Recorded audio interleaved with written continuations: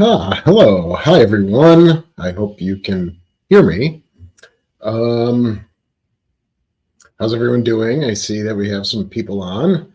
Just let me know. Give me the thumbs up if you can hear me or not. So this live session is due to the fact that I just could not record. I couldn't record a session to have it uploaded tonight. For tonight, because it's just been busy at work. So, hello, Lego History Sam. Hello, CC. Hello, Eric. You can hear me. Great. It seems though you can hear me. Thank you. So yeah, I just couldn't get to record this at work and then upload the recording. Hi, Teresa. Hi, Eric. Yeah. Hi, CC. Lego History Sam. Thanks for joining. Hello, everyone. So it seemed as though some people really enjoyed. Hi, Matt. Good evening, Matt. Yes. Well, now if it's just me, I can be a little more of my goofy self. And I don't have to impress Ken Stano from Historiettes. So, yeah, it seemed as though that destroyer video about the length of time to build destroyers got some nice play, and I'm glad about that. And, yeah, typically it's over 1,000, 1,500 views or something, and that's kind of a lot for us. So I decided to do one specifically about the Gato-class submarines. All right. Hey, Kilo, how are you? So where the destroyers were all of the wartime building for the destroyers, Gleaves, Benson, Allen M. Sumner, Fletcher's. This is just about the Gato-class. All right. So I don't know why I did that. I think I just dove deep right into researching and looking at indexes and things like that. And it just kind of grew out of, it just kind of did it. So I didn't look at the Vallejo-class or things like that. So you might, if you're an astute student of submarines, you'll probably hear some names that are, you'll probably have some numbers that don't really line up or don't appear, as like correct, because they're not covering all submarines. They're just covering the Gato-class. So with that, I will bring up the PowerPoint. Let's see.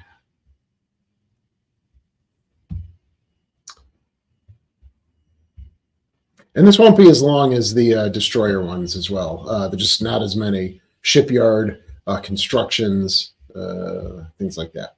Shipyards building them. Okay. Now, unfortunately, because I have the screen on, I cannot see the comments. So when I minimize again, I will get to some comments as well. So leave them for the end, or put them there and just trust that I'll scroll through them before we log off today. All right, so submarines of World War II shipyards and construction. All right, so what this does is this kind of lays out certainly the Vallejo-class after the Gato-class, but the smaller ones, the interwar period ones, prior to the Gato-class. All right, so the very beginning, as we'll see in the next slide, the very beginning of the Gato-class construction was like kind of really the last peacetime construction.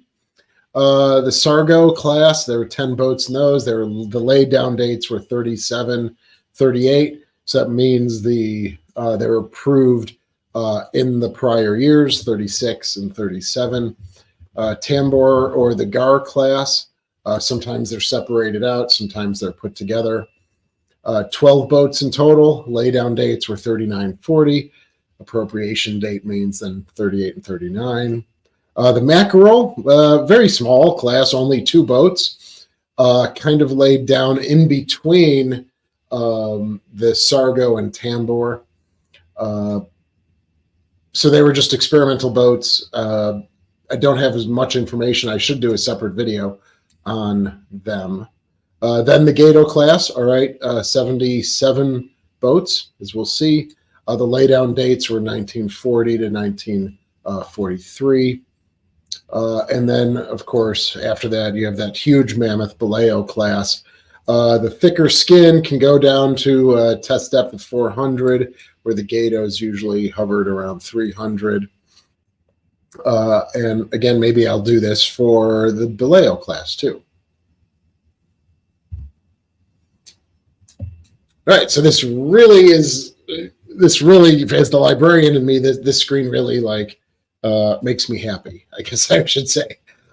So the peacetime schedule was approved the 6th of April, 1940, and you'll see there's 6 boats there that were for approval. And then you have the 11% expansion, and then the Two Ocean Navy Act, which was the 70% expansion. All right, so between what's happening here, between these time periods is, Germany is just striking all over Europe and conquering the countries, like Belgium and Holland, and then certainly France at this time. So again, as I've mentioned in other videos, the Americans stepped back and said, wow, if England falls, we have to be able to build enough war material to offset all of the shipyards that now Germany has access to, right? All throughout France, all throughout the Netherlands area. And certainly if England falls, then they have access to all of those shipyards to build ships. And so that was one of the real big reasons behind the Two Ocean Navy Act. And you'll see on the next slide, you'll see that how much they grew, at least for this early pre-war, late peacetime, early pre-war. So for the peacetime contracts, it was 6 boats, again approved in, what was it, April of 40. Then in May of 40, they approved 22 more. And then, what is it? August of 40, then they approved the 70% expansion, and that's 43 boats. All right, so the original class was going to be these boats that you see here. And then there was some leftover tonnage, all right? And so they added SS 283 and 284 much later in the 29th of April, 1941. And so all of the contracts were being filled, all of the boats were being built, but in terms of overall tonnage, they had the ability to build 2 more of the Gato-class. So those were constructed. And then you have this random number. So you have real nice numbers leading up from, say, 212 to 284, I think maybe it was. Let's see. Am I right? 282. Oh yeah, well, then there's 283, 284. And then you have these 4 that are 300 hull numbers. All right, and those were added later at Manitowoc. All right, so I will cover why those were constructed and have more like Baleo hull numbers.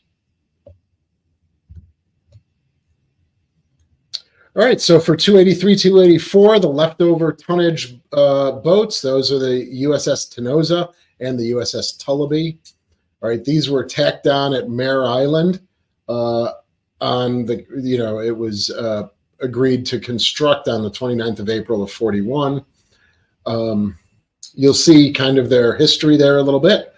12 war patrols for the Tenosa, a very successful boat, 9 battle stars, 16 ships, and roughly about 65,000 tons sunk. The Tullabee, unfortunately, had a different fate. 4 war patrols, 3 battle stars, 3 ships sunk, about 3 damaged, I believe, as well. Not sunk, but damaged. And unfortunately, a circular torpedo hit, and she sank with all hands except for one. Gunner's mate, second class, Clifford Kuykendall, I believe is how you pronounce that. He must have been on the bridge, and he was blown from the bridge during the explosion and survived. He was picked up the following day by the IJN and served out the rest of the war in a POW camp, and then survived through the surrender. I think he was knocked unconscious and blown from the boat. And when he came to, obviously the boat was gone. And he said, in his mind that he heard other people talking and screaming and yelling. And then he faded out again. And when he came to again, there was no one there. So we'd like to remember all those guys on the Tullabee. And I would like to learn more about Clifford as well. What did he do after the war? How did he adjust? So for SS 361, 362, 363, 364, constructed at Manitowoc, all right? So they had completed at Manitowoc Shipyard, they had completed their contracted number of Gato classes. And they were ramping up, ready to construct Baleo classes, all right? But what happened was the drawings for the Baleo had not been finalized or approved by the time they had finished the Gato. And so they were waiting for the final blueprints to come from Electric Boat, the Electric Boat Company. I think it was Electric Boat. It may have been Portsmouth for the Baleo, and they just weren't ready yet. So what they did was they went back to the U.S. Navy and said, hey, we don't want our slips to be sitting here empty. We don't want to put our workers out of work. So can we construct 4 more Gatos while we're waiting? So the contract was they used these numbers, which were actual Baleo numbers, and just made more Gatos. All right, you'll see the USS Galette, Guavina, Guitarro, and Hammerhead. All right, and here's all 4 of them slipping down sideways down the ways in Manitowoc. All right, they had a side launching system, right, because the river was narrow. And so you see the Guavina in the upper left, Guitarro in the upper right, and then Hammerhead and, oh, I can't see the other one. Let's see. Yeah, oops, what happened? The Golette is the one. I have this little StreamYard thing on the bottom. So you see the 4 images there of the ones that they constructed as Gatos. So for the shipyards for the Gato class, there were 4, right? Portsmouth Navy Yard, which is a yard that opened in 1800, so very early on. But by about 1910, 1911, they became the U.S. Navy's specialized yard in building submarines. All right, the Electric Boat Company had started building submarines, and they were the real, like, in terms of private industry, they were the real leaders. They were designing them, they were building them, and they also put a lot of their own material and proprietary information, proprietary machinery in their boats. So that kind of created a monopoly with Electric Boat that they were building for the U.S. Navy, but they said, oh, no, we have to use our part that we construct here. We have to use an engine. These are examples. We have to use an engine that we constructed. We have to use periscope that we constructed. So instead of putting the work out to other industries, they would kind of have the monopoly and build everything on site. So that created a schism with the U.S. Navy.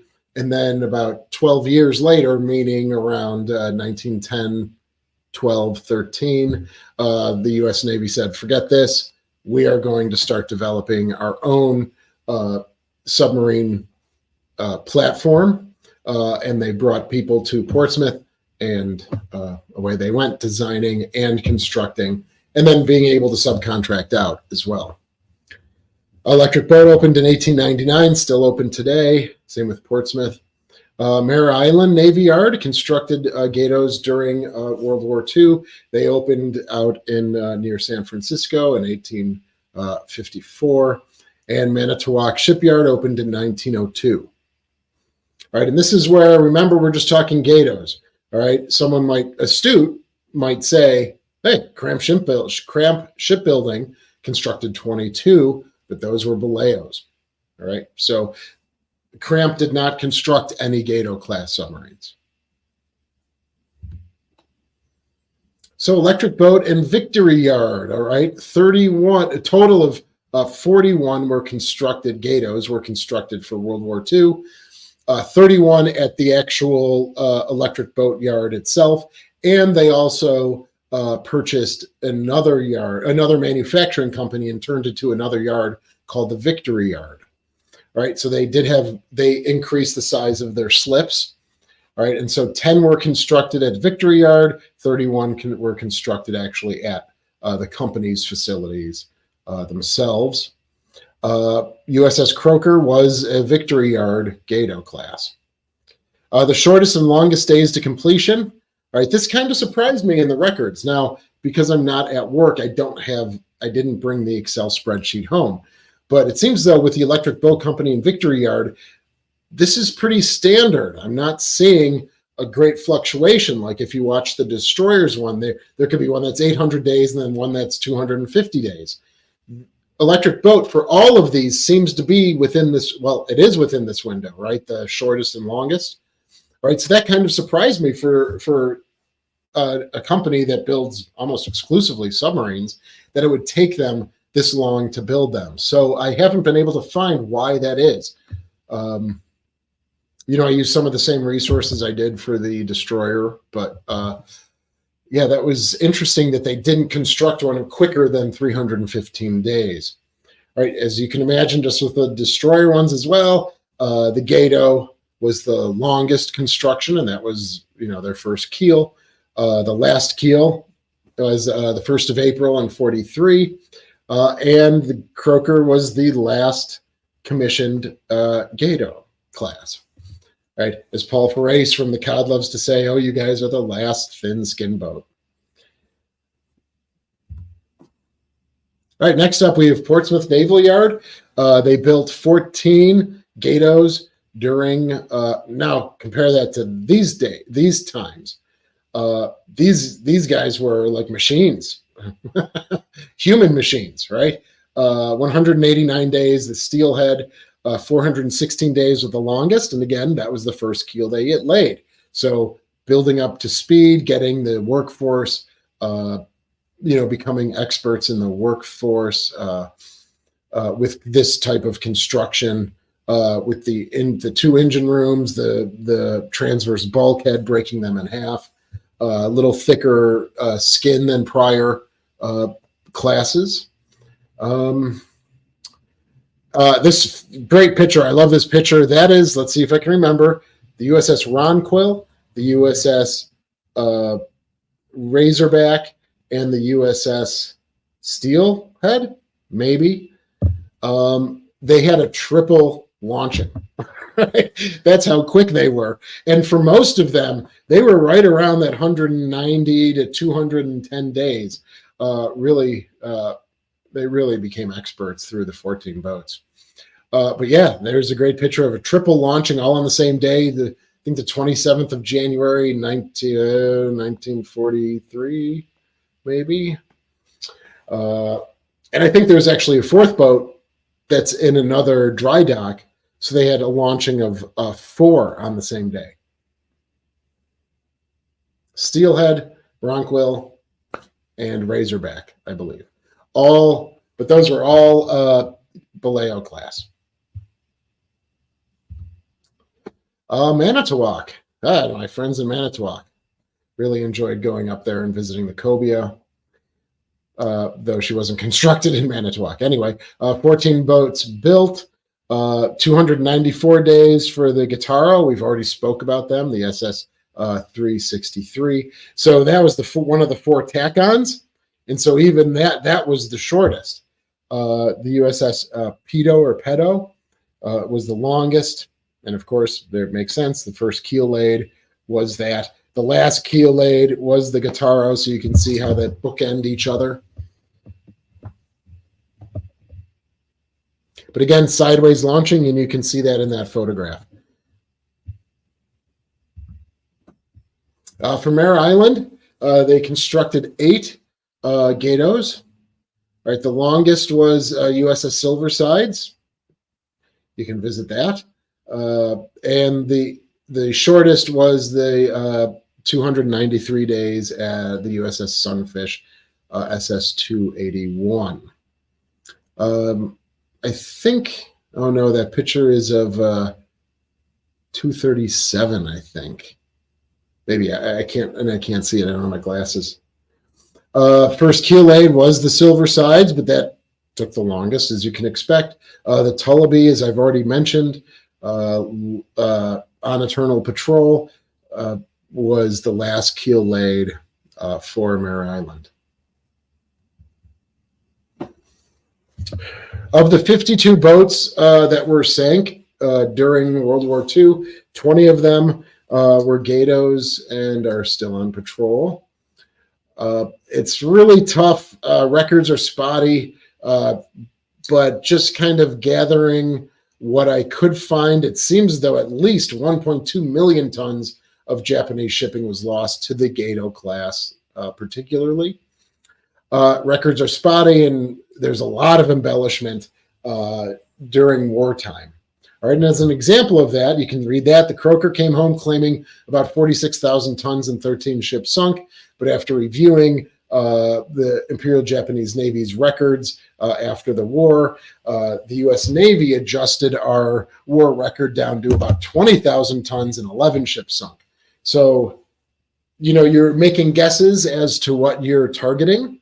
I think they said there was a 10,000 ton oiler when it really turned out to be a 4,000 ton oiler, things like that. And 6 are currently open and can be visited: the Kavala, the Cobia, the Cod, the Croker, the Drum, and Silver Sides.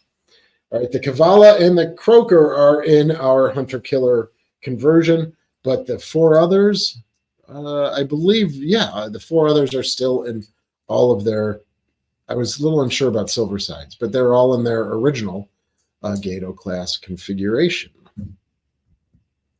So, thanks, everyone. Okay, let's see. Got some questions. Let's see. Hey, Charlton. Hey, Frank. Maybe some of you are not on anymore, but let's see. Everyone's saying hi to everyone. That's so good. How is Ciro's quality control? I don't know. I haven't gone deep into her records. So that's a great question that I don't have an answer to. Did she have to go for repairs? Did she have to go to the shipyard? I don't know. Great picture, Shane. Thanks, Frank. I guess you mean that one? Maybe. Yeah, Mark Rothko. Okay. Razorback is a museum ship now. Cobia is a great boat to visit at Manitowoc, yes. The fastest laying down submarine and the slowest laying down submarine. Yeah, I guess that's a good way of. Clamagore, a Gato. No, Clamagore was, boy, this is great. Yeah, I think Clamagore was a Baleo class, and I think the Razorback is a Baleo class as well. So that's why it's not included in the 6 Gatos. Wait, am I even getting that right? Let's see. Do I have Razorback here? Cobia? No, yeah. So I think Razorback is a Baleo, right? Which is why it wasn't included. Well, thanks, everyone. Oh, boy, we've been on quite a bit. Thanks, everyone, for watching. I hope you enjoyed, and I hope you enjoyed the live stream. And don't forget about 29 and 29. You know, I'm doing a lot of work and research to prepare for that. Hopefully, there'll be some interesting subjects. And we're all just working towards, you know, we're going to be re-energizing the Sullivan's campaign because we are short, and we are well short, and we are still struggling to secure funding that was pledged for us. So I don't know if we'll have an update more than that, but so everyone, thanks so much for checking in. Any other questions? Let's see. Well, thanks, Teresa. So excited. Okay. We we will see you again soon. Thanks so much, everybody, for your support, and Happy New Year.